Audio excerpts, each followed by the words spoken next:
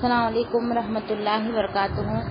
الحمدللہ رب العالمین، الصلاۃ والسلام علی سیدنا المرسلین وعلی آلہ وصحبہ اجمعین، اما بعد۔ تمام قسم کی تعریف، حمد و ثنا، کبریائی بڑائی بزرگی اللہ رب العزت کے لیے لائق و زیبا ہے۔ درود و سلام انبیاء کرام پر، خصوصاً نبی مکرم رحمۃ للعالمین امام الانبیاء محمد صلی اللہ علیہ وسلم پر۔ رب اشرح لی صدری ویسر لی امری واحلل عقدۃ من لسانی یفقهوا قولی، ربی زدنی علما ربی زدنی علما، اللہم فقہنا فی الدین اللہم فقہنا فی الدین۔ ہم دیکھ رہے تھے سورہ انعام آیت نمبر 124 تک الحمدللہ ہمارا ہو چکا تھا۔ آج ہمارا سورہ انعام آیت نمبر 125۔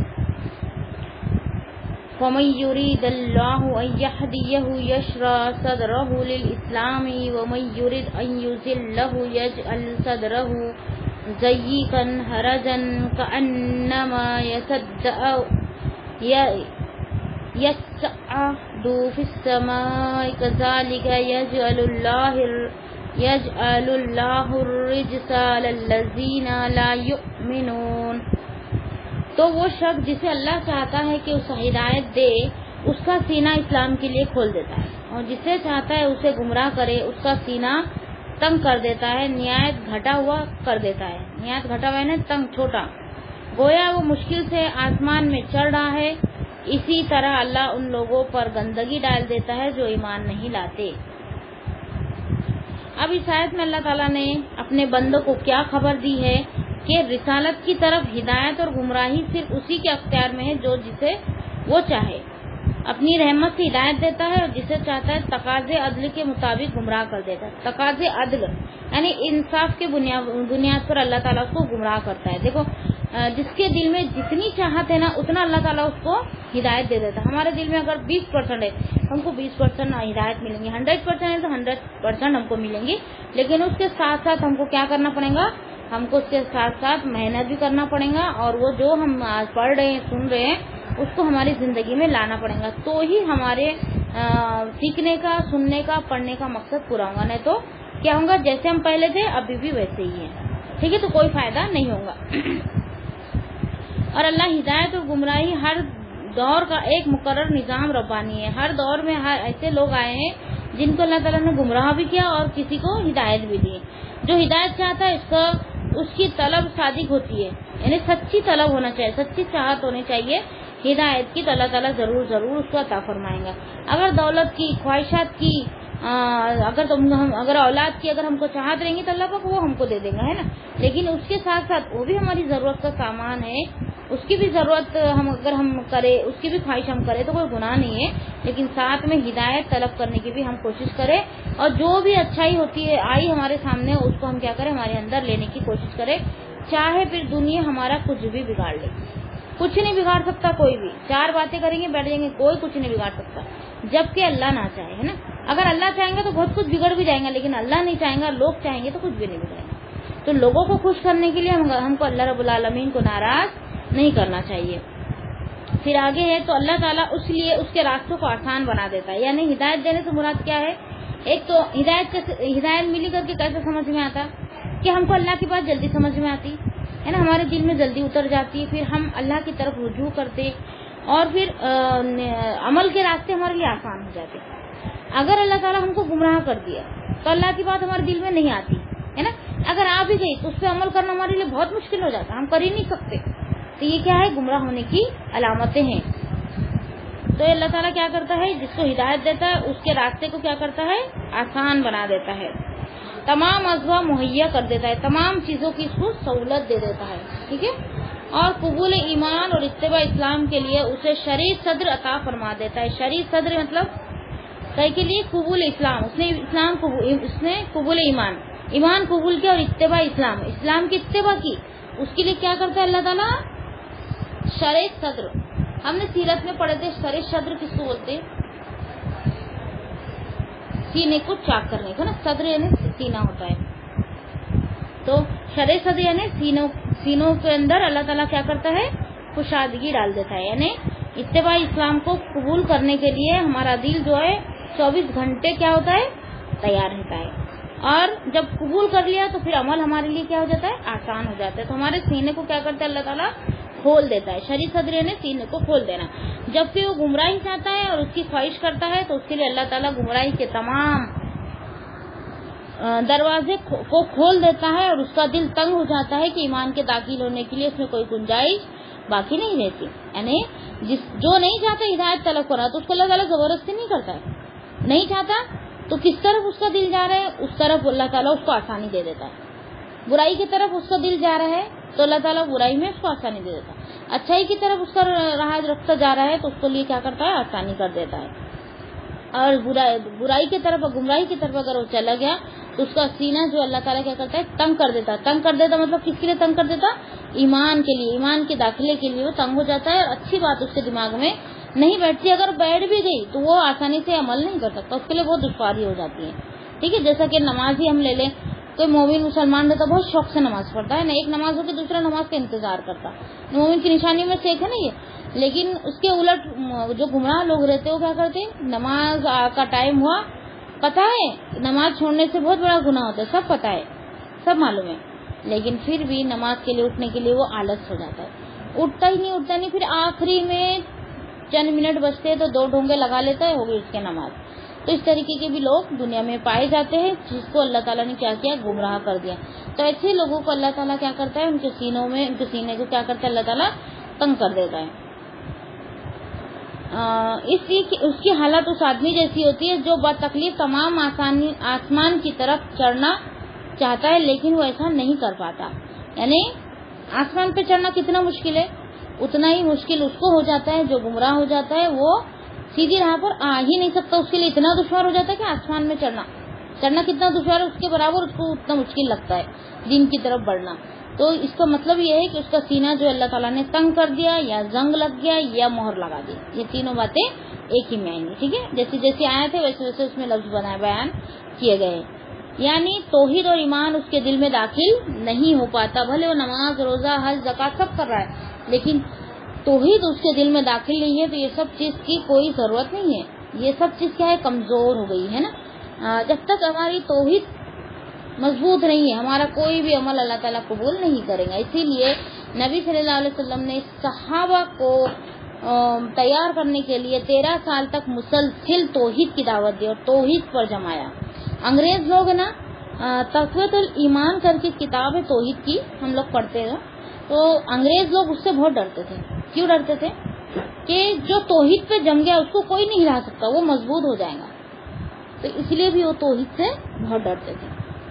تو توحید اتنی بھاری چیز ہے اور اتنی متمبر ہے اللہ رب العالمین کے سامنے کہ اللہ رب العالمین اس کو جو توحید پرست نہیں ہے اور وہ چاہے نا کتنے بھی دن بھر میں عبادت کرتا ہوں گا, کتنا بھی علم حاصل کرتا ہوں گا اور علم بانٹتا ہوں گا, لیکن اس کا عقیدہ صحیح نہیں ہے تو اس کا یہ سب محنت کیا ہو جائیں گی, ضائع ہو جائیں گی, اقرات چلے جائیں گے. ٹھیک ہے, حرج دراصل نہایت تنگ جگہ کو کہتے ہیں. حرج کس کو کہتے ہیں؟ حرج لفظ آیا ہے عربی میں تو حرج بولتے ہیں تنگ جگہ کو, یا ایسے گنجان درخت ہو جس تک چرنے والے جانور نہ پہنچ سکتے ہو.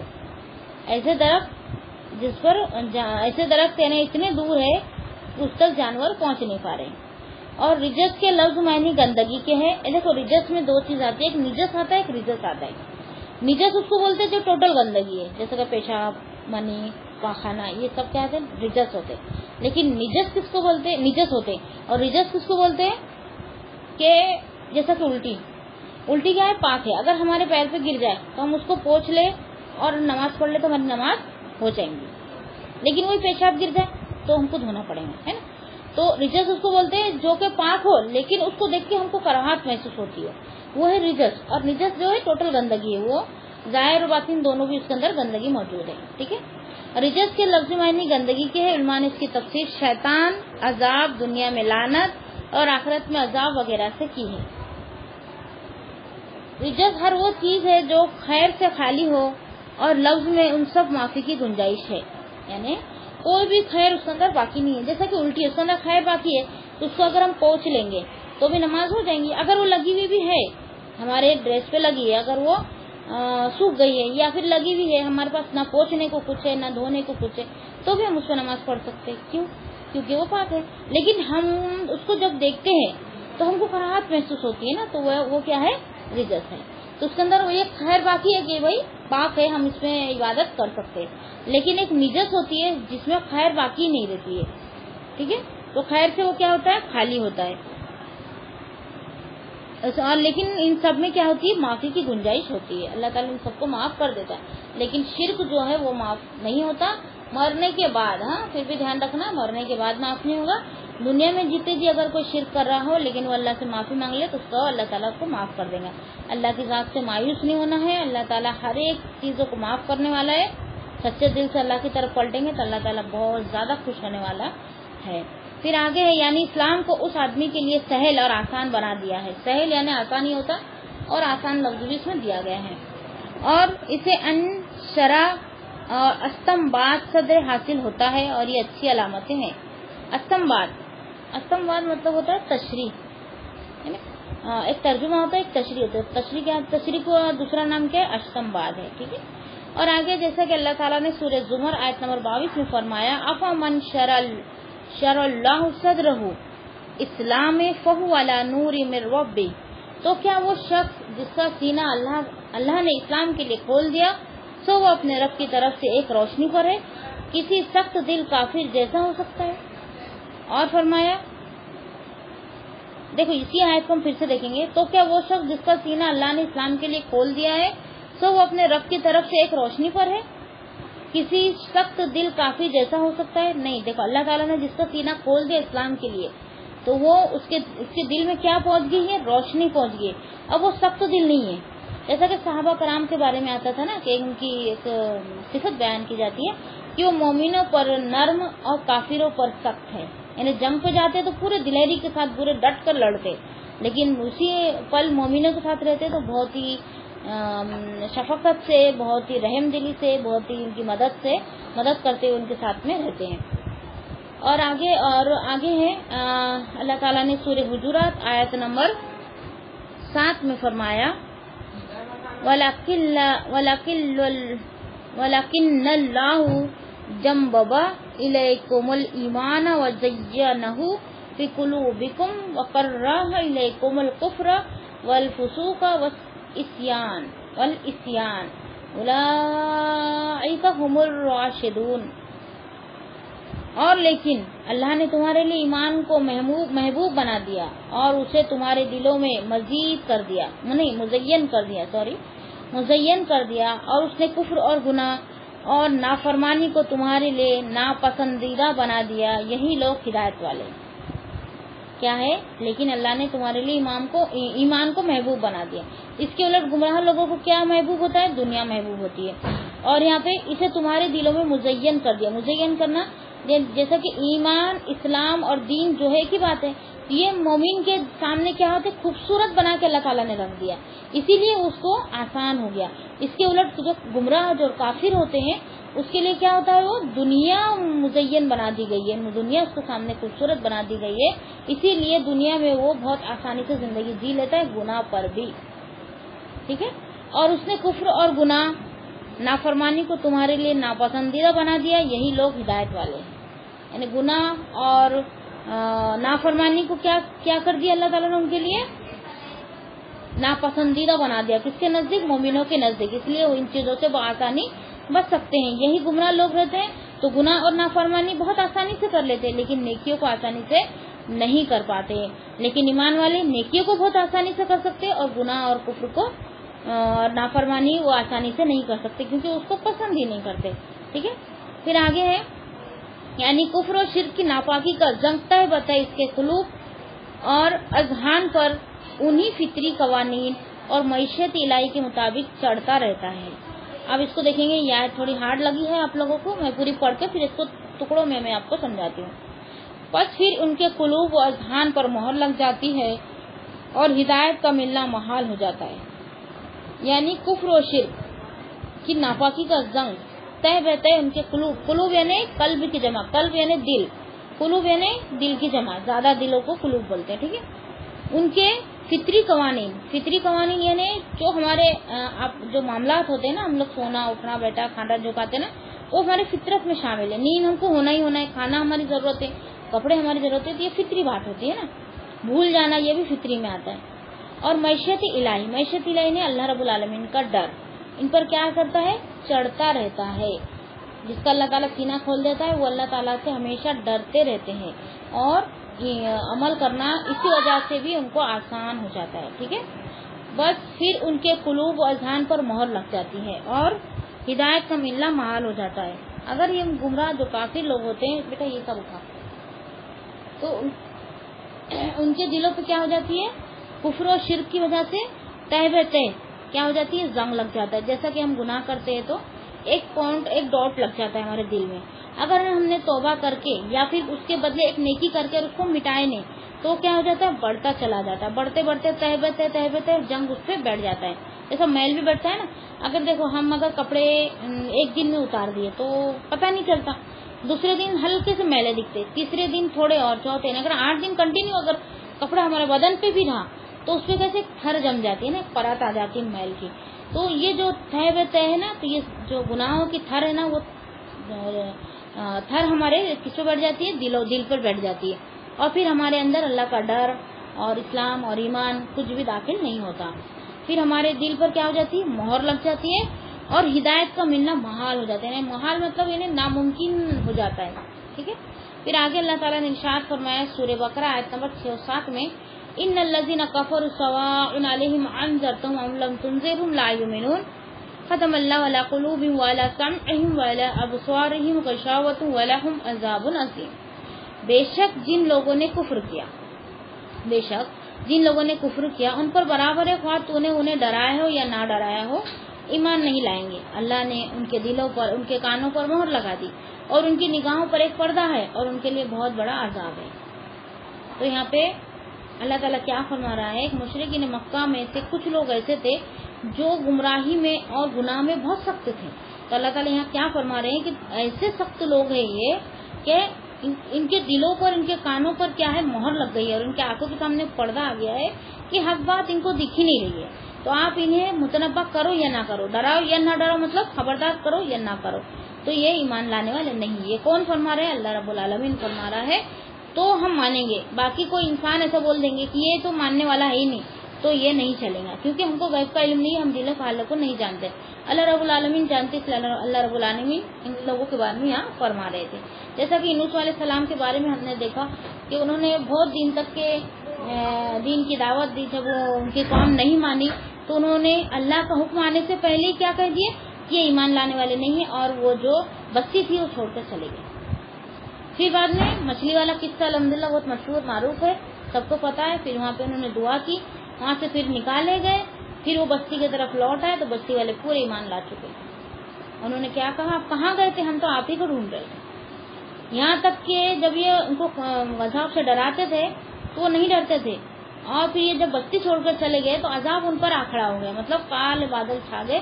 تو وہ جو بستی والے تھے وہ سمجھ گئے کہ یہ جو بولتے تھے یہی وہ عذاب آیا ہے، تو اللہ سے رو رو کے گڑ گڑا کر دعا مانگنے لگے.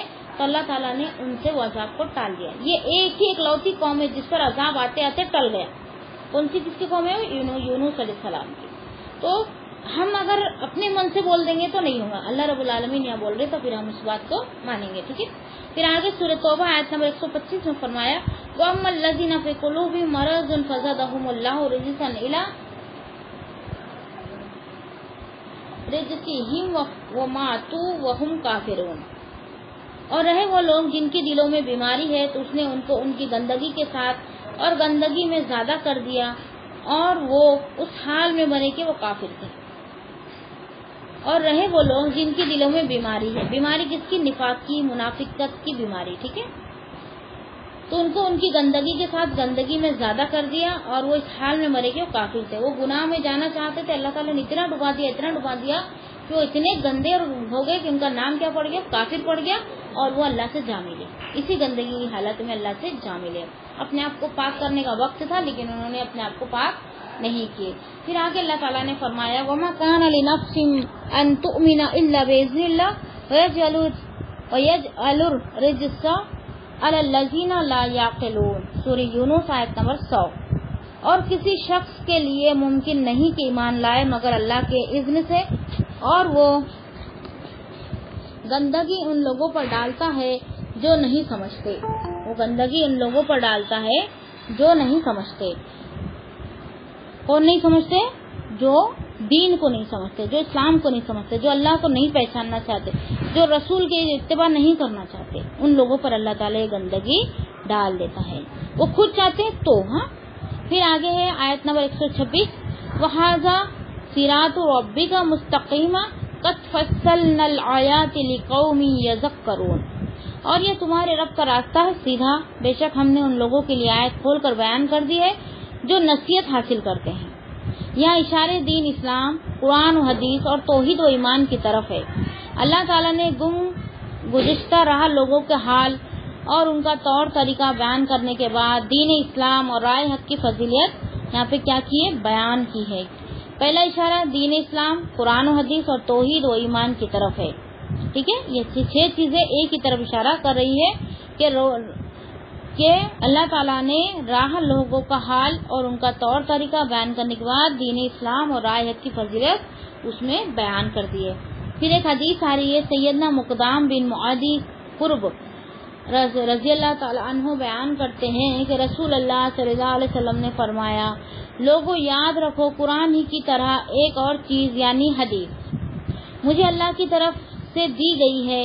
خبردار, ایک وقت آئیں گا کہ ایک پیٹ بھرا یعنی متکبر شخص اپنے مسند پر تکیہ لگائے بیٹھا ہوگا اور کہیں گا, لوگوں تمہارے لیے قرآن ہی کافی ہے. اس میں جو چیز حلال ہے بس وہی حلال ہے اور جو چیز حرام ہے بس وہی حرام ہے.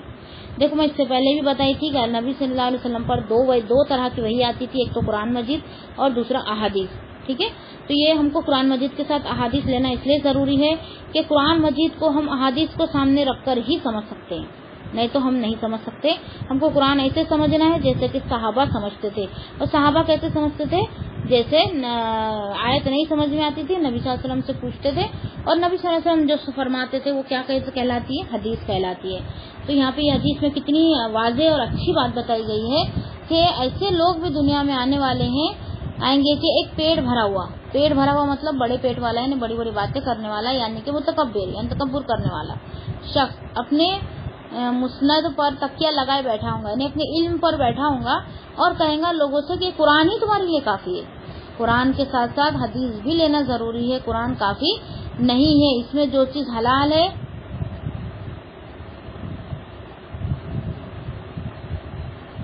کیا میسج کی پتہ نہیں, تمہارے لیے یہ قرآن ہی کافی ہے. اس میں جو چیز حلال ہے بس وہی حلال ہے, جو چیز حرام ہے بس وہی حرام ہے. تو قرآن میں خون مردار حرام ہے, لیکن حدیث میں کیا بتایا گیا ہے کہ پانی کی جو چیز ہے مچھلی مردہ ہے لیکن وہ حلال ہے نا. اور بہت ساری چیزیں ایسی ہیں جس کی یعنی قرآن جو ہے نا اجمالاً نازل ہوا اور حدیث میں اس کی ڈیٹیل موجود ہے. تو قرآن میں جو ہم پڑھیں گے تو اس کو اگر ہم کو ڈیٹیل میں سمجھنا ہے, تفسیر کے ساتھ سمجھنا ہے, تو پھر ہم کو حدیث کو پڑھنا پڑیں گے. ٹھیک ہے, حدیث میں بھی کچھ حکم ہے. 2 مردار حلال ہے ہمارے لیے, ایک تو مچھلی, دوسرا کیا ہے؟ ٹڈی ہے نا. ٹڈی بھی حلال ہے ہمارے لیے, لیکن مچھلی تو الحمدللہ سب کھاتے ہوں گے, لیکن ٹڈی کسی نے نہیں کھایا, لیکن عرب کے لوگ کھاتے ہیں اس کو. تو ٹڈی بھی حلال ہے اور مچھلی بھی حلال ہے. ٹھیک ہے, اور 2 خون بھی قرآن مجید میں خون جو ہے حرام ہے, لیکن 2 خون حلال ہے. ایک تو تلی اور کلیجی, یہ بھی خون کی ایک قسم ہی ہے, یہ حلال ہے. اور دوسرا جو گوشت میں لگا ہوا خون ہوتا ہے نا, تھوڑا بہت لگا ہوا ہوتا ہے, کتنا بھی دھو تو وہ نکلتا ہی جاتا ہے, تو وہ کیا ہے؟ وہ بھی ہمارے لیے حلال ہے. ٹھیک ہے, پھر آگے کس نے میسج کیا تھا, کیا کیا تھا, میں دیکھ لیتی ہوں پہلے. میم بٹ قرآن کی آیات کے حساب سے حدیث کہاں سے ملیں گی؟ اچھا, تو قرآن کے حساب سے حدیث کہاں سے ملیں گی؟ تو یہ قرآنوں میں حدیثوں کی دلیل دی جاتی ہے, جو امام ابن کثیر کی قرآن ہے اس میں بھی ہے. اور پھر ہم کو حدیثوں کا بھی مطالعہ کرنا اور قرآن کا بھی مطالعہ کرنا, تو ہم کو خود بھی سمجھ میں آ جائیں گے کہ یہ آیت ہم نے یہاں پڑھے تھے اور اس کی دلیل یہاں پہ موجود ہے. جیسا کہ نماز کے بارے میں اگر کوئی آیت آئی تو ہم جو ہمارے پاس حدیث کی کتاب ہے اس میں چیپٹرز ہوتے ہیں نا, نماز کا, زکوٰۃ کا, روزے کا, ایسے چیپٹرز ہوتے ہیں, تو وہ چیپٹر نکال لے, اس میں بہت ساری حدیث مل جاتی, تو وہ اس کے سامنے رکھ دے, ہے نا, بہت آسان ہو گیا ابھی. پھر آگے ہے 127 آیت نمبر, لہم دار السلام عند ربہم وہو ولیہم بما کانوا یعملون. انہی کے لیے ان کے رب کے ہاں سلامتی کا گھر ہے اور وہ ان کا مددگار ہے ان اعمال کی وجہ سے جو وہ کرتے تھے۔ دارالاسلام سے مراد جنت ہے، دارالسلام سے مراد جنت ہے، یعنی دین اسلام پر چلنے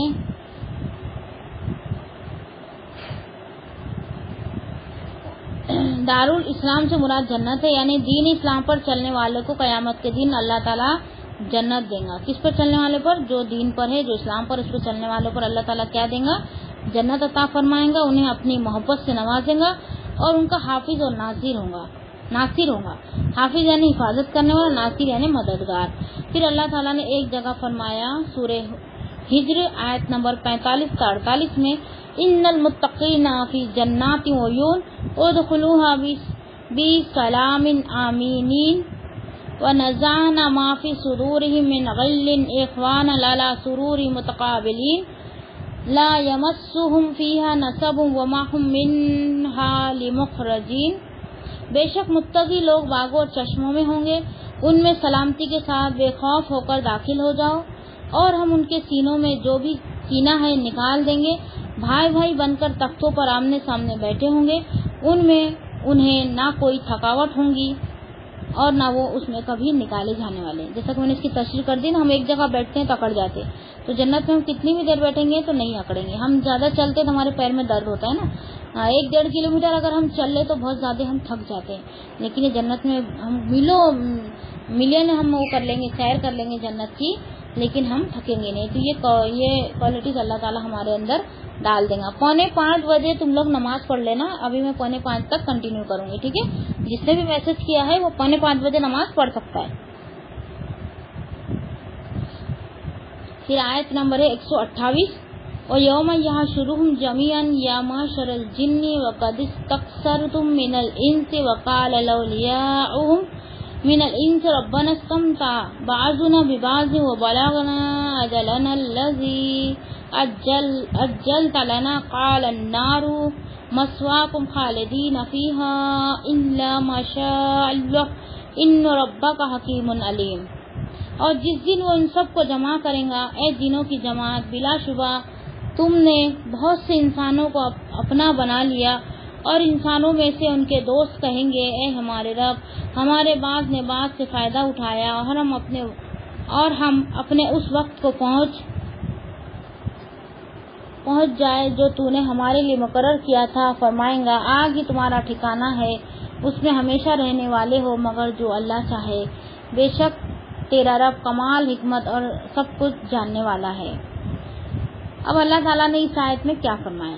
اب نبی صلی اللہ علیہ وسلم سے مخاطب ہو کر اللہ تعالیٰ فرما رہا ہے، اے محمد صلی اللہ علیہ وسلم، آپ لوگوں کے لیے بیان کر دیجیے کہ جس دن ہم شیطان، جنوں اور ان کے پیروکار انسان کو جمع کریں گے جو ان کی عبادت کیا کرتے تھے اور ان کی پناہ ڈھونڈتے تھے، اس دن ہم شیطانوں کو کہیں گے کہ تم نے انسانوں کو بہت گمراہ کیا تھا اور ان میں سے بہتوں کو اپنا تابع بنا لیا تھا، تو آج تم سب کا انجام تمہاری آنکھوں کے سامنے ہے۔ اس کے جواب میں اس کے ماننے والے انسان اپنے گناہوں کا اعتراف کرتے ہوئے کہیں گے کہ ہمارے رب، دنیا میں ہم سب نے ایک دوسرے سے فائدہ اٹھایا تھا، انسان جنوں کے ذریعے برائی اور مصیبتوں سے پناہ مانگا کرتے تھے اور ان کے عوض جنوں کی تعظیم کی جاتی تھی، تو اللہ تعالیٰ اپنے فیصلے صادر فرمائیں گا کہ آج تم ان سب کا ٹھکانہ کیا ہے؟ جہنم ہے۔ اس سے کیا پتہ چلا کہ اللہ تعالیٰ سے ہی ہم کو مدد طلب کرنا ہے، مصیبتوں سے چھٹکارا اگر پانا ہے تو اللہ رب العالمین سے ہی مانگنا ہے، ہر ایک چیز ہم کو اللہ رب العالمین کی طرف منسوخ کرنا ہے اور اسی سے مانگنا ہے۔ شیطان، جن اور بھی کوئی ہے، دیکھو ہمارے اس میں تو ہم نہیں دیکھتے کہ کوئی شیطان سے مانگ رہا ہو، کوئی جن کی پوجا کر رہا ہے نا، لیکن دنیا میں اگر کئی اور جگہ ہم چلے گئے نا تو عجیب عجیب طرح کی چیزیں ہم کو دیکھنے کو ملتی کہ ہماری عقلیں دنگ رہ جاتی، پتہ نہیں کیا کیا کرتے ہیں وہ لوگ عبادت کے نام پہ، ان کو ہی پتا رہتا، تو قرآن و حدیث میں اس کی کوئی سند موجود نہیں رہتی، یہ سب چیزیں بھی وہ کرتے ہیں۔ تو یہاں پہ وہی بات سمجھائی جا رہی ہے کہ جو جس کی پیروی کریں گا، جس سے مانگیں گے اللہ تعالیٰ ان سب کو بھی، جس کی پیروی کی جا رہی ہے، جو پیروی کر رہا ہے ان سب کو اللہ تعالیٰ جہنم سے بھر دے گا۔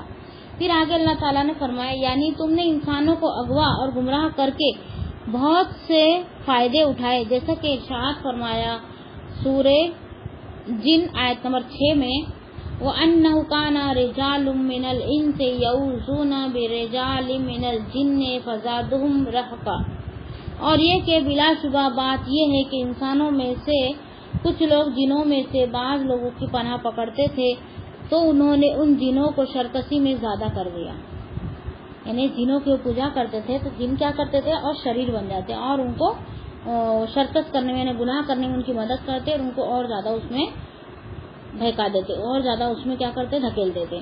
اور فرمایا اللہ تعالیٰ نے سورہ یاسین آیت نمبر 60 تا 62 میں الم احد الیکم یا بنی آدم الا تعبدوا الشیطان انہ لکم عدو مبین وان اعبدونی ھذا صراط مستقیم وَلَقَدْ أَضَلَّ مِنْكُمْ جِبِلًّا كَثِيرًا أَفَلَمْ تَكُونُوا نَاقِلُونَ. کیا میں نے تمہیں تاکید نہ کی تھی؟ کیا میں نے تمہیں تاکید نہ کی تھی اے اولاد آدم کہ شیطان کی عبادت نہ کرنا، یقیناً وہ تمہارا کھلا دشمن ہے، اور یہ کہ میری عبادت کرو یہ سیدھا راستہ ہے. اور بلا شبہ یقیناً اس نے تم میں سے بہت سی مخلوق کو گمراہ کر دیا. کیا تم نہیں سمجھتے تھے؟ کیا تم نہیں سمجھتے؟ یعنی اللہ تعالیٰ اس میں کیا فرما رہا ہے، تاکید ہے اس میں کہ اللہ اے اولاد آدم شیطان کی عبادت نہ کرنا. یعنی اللہ تعالیٰ کھلے طور پہ بتا رہا ہے کہ شیطان کی عبادت نہ کرنا، یقیناً وہ کیا ہے، تمہارا کھلا دشمن ہے. اس کو کوئی پکڑ نہیں سکتا، اس کو کوئی روک نہیں سکتا. وہ ایسی جگہ سے تم کو گمراہ کر دیں گے تمہیں پتہ بھی نہیں چلے گا. ایسا ہو تمہارا دشمن. اور ایک ہی میری عبادت کرو. کس کی عبادت؟ اللہ رب العالمین کی عبادت. یہی سیدھا راستہ ہے. اور بلا شبہ یقیناً اس نے تم میں سے بہت سی مخلوق کو گمراہ کر دیا، تو کیا تم نہیں سمجھتے؟ اللہ تعالیٰ یہاں پہ آگاہ کر رہا ہے کہ بہت سے لوگوں کو اس نے پہلے بہت گمراہ کیا، آپ اس کے بعد تمہیں مت آنا، کیونکہ وہ کیا ہے، کھلا دشمن ہے. اور جنوں کا انسانوں سے فائدہ اٹھانا یہ ہے کہ انہوں نے ان کو گمراہی کی طرف دعوت دی اور انسانوں نے اسے قبول کر لیا. آخرت میں کیا بولیں گا شیطان کہ میں نے تجھے زبردستی نہیں کیا تھا، میں نے تجھے راستہ بتایا تھا، تو خود اس کے پاس چل کر گیا، میں تیرا ہاتھ پکڑ کر نہیں لے کر گیا تھا. وہ اپنے گناہ قبول کرنے سے وہ کیا ہو جائے گا، مکر جائے گا. ٹھیک ہے. اور پورا کے پورا معاملہ اس پر ڈال دیں گا جو اس کی پیروی کرتے ہیں. لیکن اللہ رب العالمین ان سب کو کیا کریں گے، جہنم میں بھر دیں گا، اور وہ جہنم میں لڑیں گے ایک دوسرے سے. ٹھیک ہے.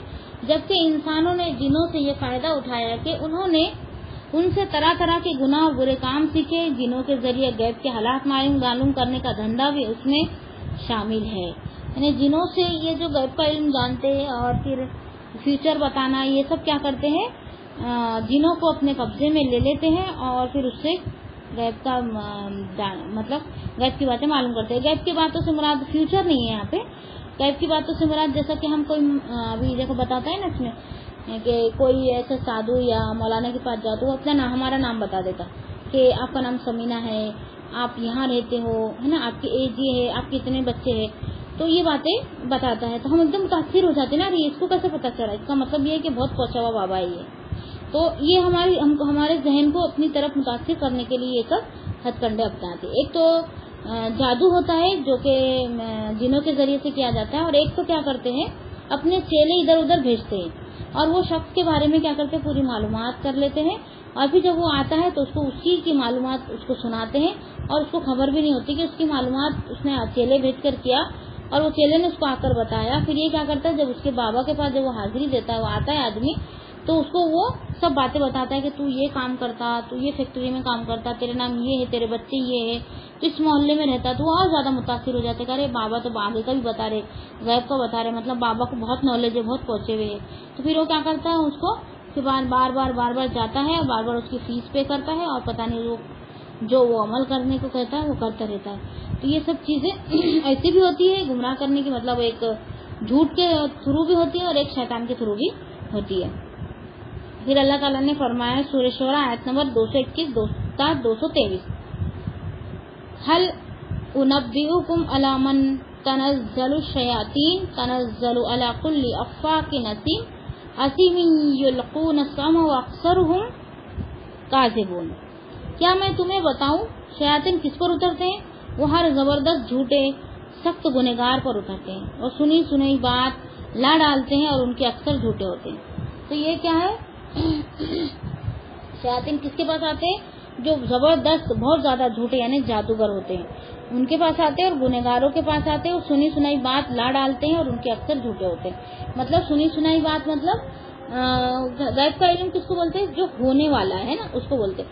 لیکن ہر انسان کے پاس فرشتہ اور شیطان ہوتا ہے تو وہ ہمارا شیطان اس کے شیطان سے ملتا ہے اور ہمارے بارے میں اس کو خبر دیتا ہے, وہ جا کے اپنے مالک کو خبر دیتا ہے. یہ جادو کے ذریعے سے ہوتا ہے. ابھی بھی جادو دنیا میں موجود ہے تو شیطان کی وجہ سے کرتے ہیں. جس انسان کے بارے میں ان کو جاننا ہوتا ہے تو کیا کرتے ہیں اس کے شیطان کو اس کے قابو میں لے لیتے ہیں, یا پھر اس کا ایک شیطان کے اپنے قابو میں لے کے وہ کیا کرتا ہے اس کے شیطان سے وہ کانٹیکٹ کرتا ہے تاکہ وہ اس کو پوری بات بتائے. ٹھیک ہے, اس طریقے سے جادو ہوتا ہے. اور بھی بہت سارے طریقے ہیں لیکن ہاں جتنا واضح ہو رہا ہے میں اتنا آپ کے سامنے رکھ رہی ہوں.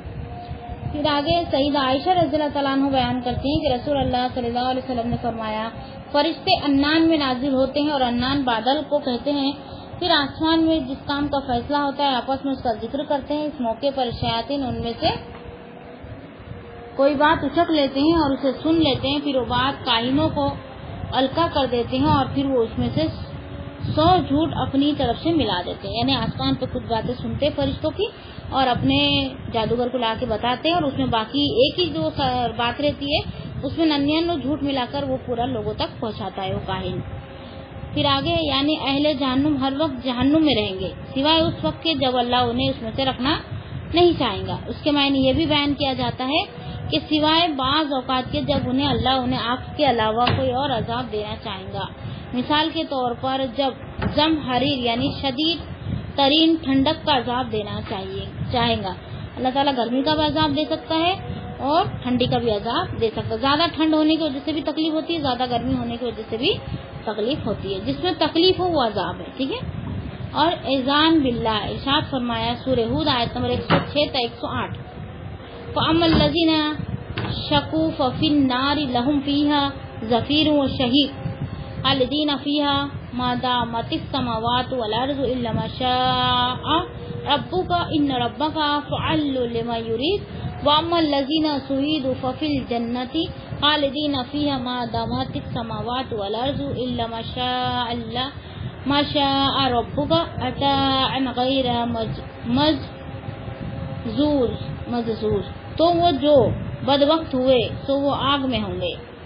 اس کے لیے ان میں گدھے کی طرح آواز کھینچنا اور نکالنا ہے, ہمیشہ اس میں رہنے والے جب تک سارے آسمان اور زمین قائم ہے مگر جو تیرا رب چاہے. بے شک تیرا رب کر گزرنے والا ہے جو چاہتا ہے. اور رہ گئے وہ جو خوش قسمت بنائے گئے تو وہ جنت میں ہوں گے, ہمیشہ اس میں رہنے والے جب تک سارے آسمان اور زمین قائم ہے مگر جو تیرا رب چاہے. ایسا عطیہ جو قطع کیا جانے والا نہیں. ایسا عطیہ کا مطلب ہوتا ہے تحفہ جو قطع نہ کیے جانے والا, مطلب قطع کرنا ہے کاٹنا, مطلب اس کو کبھی بھی رد نہیں کیا جائے گا بلکہ یہ دیا ہی دیا جائے گا. کیا عذاب کے بارے میں ذکر ہے کہ اللہ تعالیٰ ان کو عذاب جو ہے ضرور دیں گا. کن کو؟ کافروں کو, اللہ تعالیٰ کی آیت کو جو نہیں مانتے انکار کرتے ہیں, چاہے وہ زبان سے ہو چاہے وہ عمل سے ہو. ٹھیک ہے. وآخر دعوانا الحمدللہ رب العالمین سبحان ربک رب العزت عما یصفون السلام علی المرسلین ان الحمدللہ رب العالمین والعصر ان الانسان لفی خسر الا الذین آمنوا وعملوا الصالحات وتواصوا بالحق وتواصوا بالصبر. السلام علیکم ورحمۃ اللہ وبرکاتہ.